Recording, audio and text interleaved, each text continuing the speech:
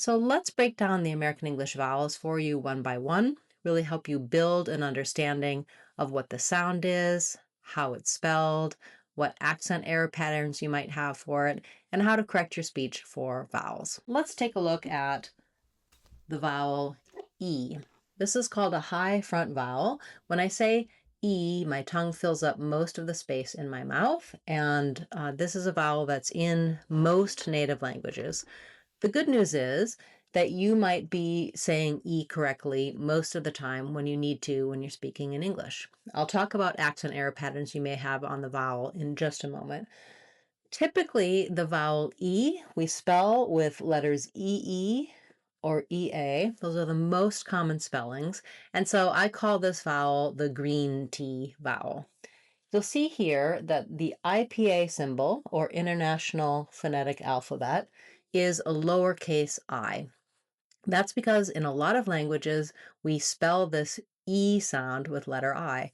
So that's the first thing to watch out for, that in English, even though in your language E might be spelled this way, in English we typically don't spell it with letter I. That's not one of the common spellings. We usually use two letters, EE and EA. For example, we have words like see or green. We have words like team or clean or read.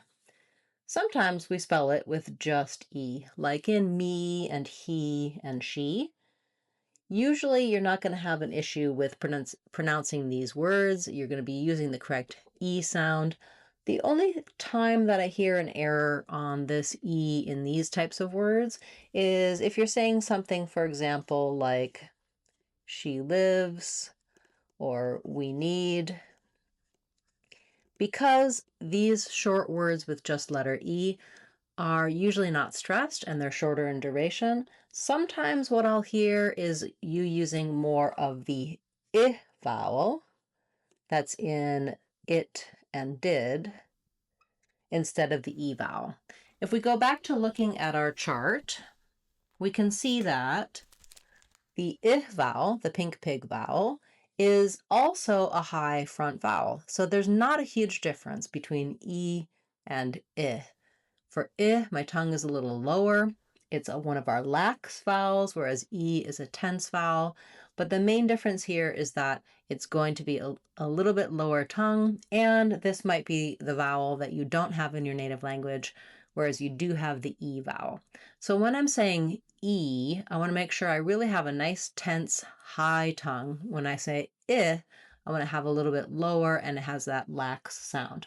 We'll talk about I in our next discussion, but while we're talking about E, that's the main error that I hear for the E, either because of how the word is spelled or because we often associate this E sound with being long, and people associate the I sound with being short.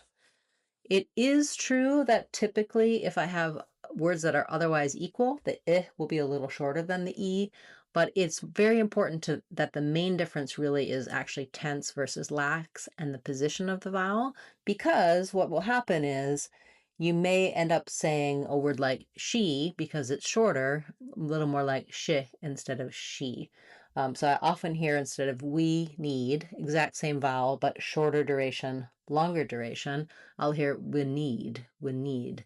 And you really want to be able to still have a full E sound in all of the places where that E is short in duration. So E, while it is a long duration vowel in many words, can also be held for a short time, but the vowel sound doesn't change. The main place that happens is when the E is unstressed at the ends of words. So in a word like city, which has the stress on the I syllable and is unstressed on the E sound, I will often hear cit-ih instead of city, city. So I still need to have that same E sound here. I can't let it become the I vowel, even though it's unstressed and shorter. We do spell E with letter Y often at the ends of words.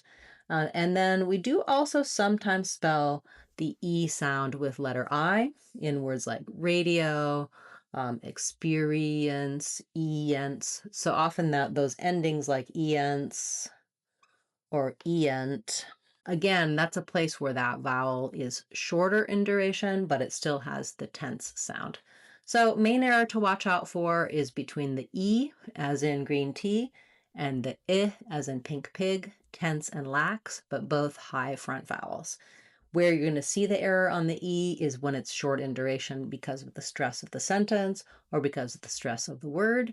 And the best way to practice for it is really just matching your vowel. So I'm saying, for example, she needs, we need. Something like city, C, the city, E, city. Let's just do a quick review.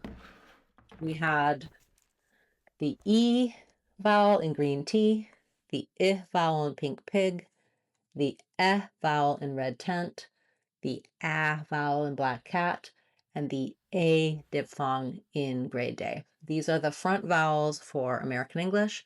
You can get more help and more details on each of these in my videos for those, and in our Sounds of English course, we'll go through in detail how to correct accent error patterns you may have on those sounds, common words they're in, practice materials for you to really solidify those vowel sounds. So I hope you'll check that out. It's our Sounds of English course on speechmodification.com. Thanks so much for being with me today for this vowel lesson for the front vowels of American English.